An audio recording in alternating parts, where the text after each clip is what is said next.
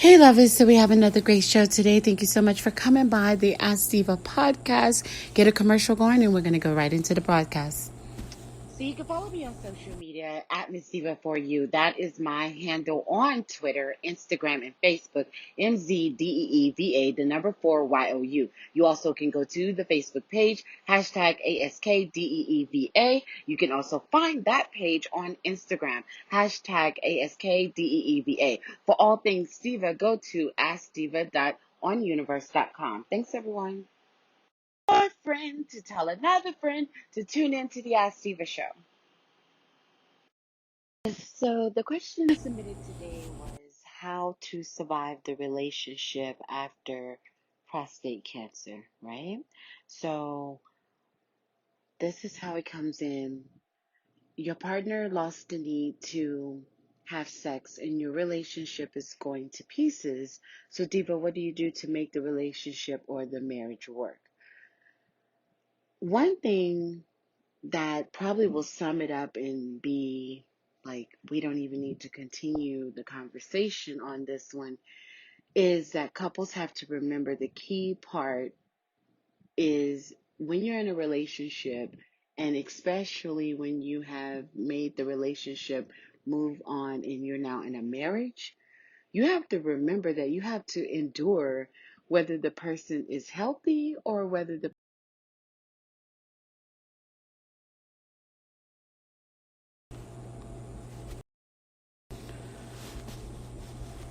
begin to harm you, you are going to be making a decision quickly to get out of there, get to a safe place, and protect yourself and anyone else in the home. If you have children, elderly parent that you're taking care of, etc., right? But this right here, this is like as if the person had a car accident, right? You have to endure healthy or sick, and it is going to be a challenge. But when you say, well, I'm no longer happy because I'm no longer having the great sex that we used to have, that means that the relationship was about that all along. So you can't make any relationship about that and be successful for years to come because life is going to throw all kinds of challenges and health challenges are possible. Accidents are possible. A person getting hurt is possible. All kind of things could possibly happen. So you can't say, I've heard we had a show once before on I have to test drive before I choose my wife. Remember that one that we talked on that topic and I told you guys how that is not okay. So if you are basing everything about your intimate satisfaction, it's shallow and it has nothing to do with being in a relationship. You can be in a relationship and make it just about that. No one, I'm not here to judge you on that, but you need to make sure that the terms of the relationship are just that. And you also need to say at the beginning of that relationship, look, if you get cancer or anything like that, that's going to knock off your desire to want me in the bedroom, I'm going to leave you or be selfish and go find a lover. Say it from the get. If that is your intent that's what test driving is. You're saying that I have to have a perfect sex relationship with this person or I'm going to be out, right? So that's the first thing. I feel like that kind of sums it up all the way together, right? But the question was submitted to me and continued on to say, at what point does the other partner give up and just seek sex or a relationship with someone else? How long are you supposed to survive? I'm thinking that they're asking, how long can the relationship survive?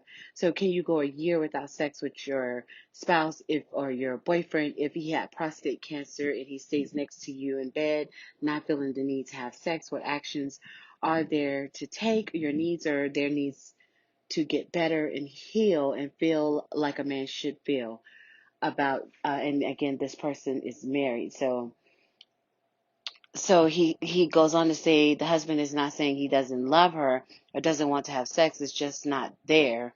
I mean, it's prostate cancer, right? So what do you do as a woman? Do you seek it from someone else, or do you seek him from, I'm sorry you guys, do you seek it from someone else, or You understand him and deal with it until it gets better. I was trying to understand the context of what was said to me, right? So, I say this, a selfless spouse, selfless, like, I'm not just about myself, right? So that spouse that's not just about their self, that's always thinking of the couple as a whole, that this is an ussy and not just a one person um, needs being met situation. If you are selfless, you are not going to seek sex somewhere else because your spouse, your lover, has prostate cancer. That's just it's shallow. It lacks any type of real respect for the union that you guys made a commitment to. So I also said sex is a perk in life, okay? So it's not mandatory to have sex in a relationship. And I know that I'm going to get all kind of hell from that because there's so many people that build everything around that act right there. But you don't have to have that to be happy with someone. That is a perk that comes along like good looks and good hair and big booties and small waists and long personal genitals and that all of those are just perks. That's not something that you have to have in order to be in a relationship. Relationships are not, oh, I have great sex with that person and that makes us great. And if I don't, then we're no longer great. I'm not really sure who taught people that that's what relationships are. Some people get in relationships strictly for companionship. Yes, I mean, of course, it's great when you have the perks. Someone has the good looks, someone has the great body, the big booty, abs, and I don't know, a host of other things. Great habits, great behavior, great personality. Those are all. Let me stop for a moment because personality. If you don't have that, then that almost will break the relationship from the beginning, right? But that's what I said on that. So sex is a perk in life. It's not mandatory, but your commitment and your dedication to the union, especially if you walked past it being just boyfriend and girlfriend or boyfriend and boyfriend or girlfriend and girlfriend, and you moved on to this being a marriage, this is a totally different commitment that you've made here. So how shallow are you? How um self-centered are you to leave that person because of prostate cancer, which was out of their control, right? So I went on to say this. This situation reminds me that so many people were not taught the same. So when it comes to me, my father passed away, 20 years ago now this year, right? So for me, my father raised us to love unconditionally. So when you're with someone, you love your children unconditionally. You love your parents unconditionally. You love unconditionally. Okay? So especially when you're with your lover, that's unconditional when it's real. So an unconditional lover is not going to haul ass because someone has prostate cancer. That's just not acceptable to do. And it's really not going to come with unconditional love. A person that has successfully learned how to love unconditionally will not behave that way. So if you are unfamiliar with how to do that, you do need to seek therapy on how to love unconditionally. You do. That's something that comes with, that's just, you're not going to be able to you're not going to be able to be a better person without learning how to love unconditionally. So by loving unconditionally, I said you endure the best and the worst of whatever may come. It's not always going to be great sex, so when it's good and everyone is healthy and not arguing, you better enjoy it. You better make it everything that you can make it because you can count on life to bring challenges that will put a gap between two people, and unconditional love will have to do its work in order for the couple to survive when it does. So when the challenges come, it's unconditional love that gets you past that. There's a lot of other things, resiliency and the things that come with your personality, but I don't really have to talk about your behaviors or your personality because the person that has learned how to successfully, unconditionally love has great behavior. and has a decent personality, right? So the key, my father always said, go back to the key is always unconditional love.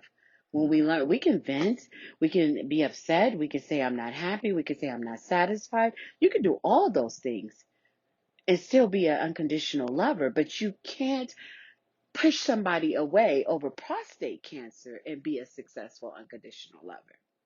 That's not even your title. You're selfish, you're shallow, you're stuck on the petty things in life. Being satisfied, that's petty. Because that person could continue, it's going to need you for one in that time frame. And you can help with their healing by being there for them. So don't think about your needs when someone is going through something as serious as cancer. You know, that's just something that you don't do. So I hope that this answered the listener's question, and I could expand on it a lot more if you guys need me to come in and expand on that a lot more. I will say that once this is serious, so yes, you're getting all the medical treatment and you're on the right track with that. You've done what you've done to survive a year. But now you need to get the mental treatment now. You need to go to therapy to be able to understand what you're dealing with, especially if that person is continuing to be that kind of selfish and shallow and self centered. You need to start dealing with the things that are not good for your medical healing. So all that mental stress that that person is bringing you could start getting in the way of your healing with this path that you're on with the prostate cancer, which it cannot be an easy thing that you're dealing with. So that's just like two double hits that you're doing, bringing more stress to the body that the body doesn't need and could cause some other things to happen, that more medical things could take place. So you have to go seek therapy. You have to get counseling. Hopefully, you both can do couples counseling and you can work on it, but you need to take care of you. You matter. Your days are numbered at this point, right?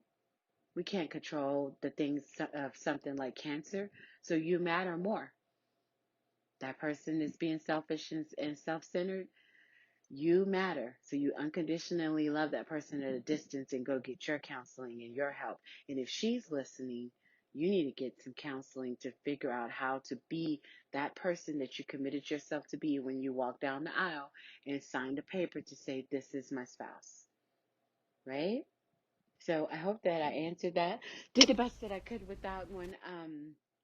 And again, if you need some numbers, tell me your city, your location, and we'll look up some counselors for you, look up some therapists for you to, to start dealing with the real serious that comes with that.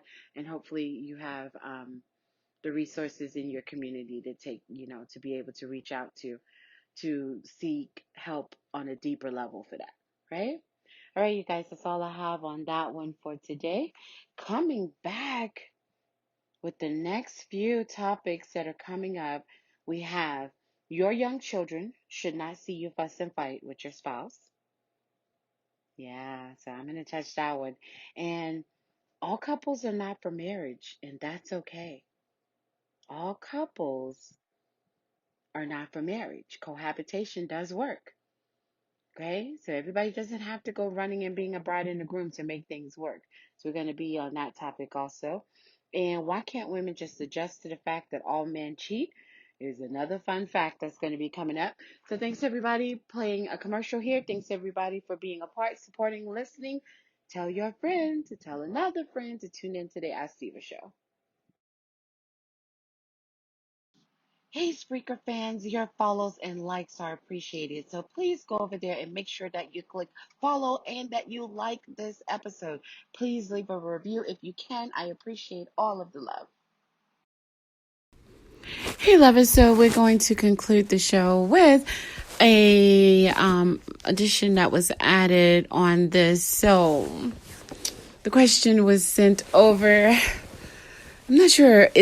I'll just say Houston, Texas. That way I don't put anybody on blast. And so they actually answered a question that was sent to them. So and it's a guy, right? So he was able to give some male feedback, and we like that. So the question that was sent to him, do you use toys or do you say no? What's the best answer in that situation with the prostate cancer so that you don't hurt her feelings? So he said, by loving unconditionally, you endure the best and the worst of what may come. It's not always going to be great sex. So when it's good and everyone is healthy and not arguing, enjoy it, because counting on life to bring challenges that will put a gap between two people and unconditional love will have to do its part, and a couple will survive when it does. So that's basically the same thing that I've been telling you guys, so that's what we talked about here on today's topic. So I hope the key word that stood out was unconditional, and the second is love, right? So love can solve things if you're doing it the right way, if it's authentic. So, and stop focusing. So I said it already in today's topic, and I'll repeat it again. Sex is a perk. It's not mandatory at all in order for a relationship to survive. Not at all. There's an old couple that I saw once, and they have this land, and they have 2 houses. And he said that they are so content. She stays in her clean house and he stays in his little messy house. And then they have this little path, and they walk together and meet up and have breakfast at the clean house and where she cooks at every day. Then he goes back to his space and she stays in hers. And that's what they do. And they were elderly, I think like in their 80s or so. And that has been a perfect life for them. So relationships don't all look the same. That's the key. That's the key right there, right? All right, you guys. So nothing else on that. And I hope that you follow #ASKDEEVA.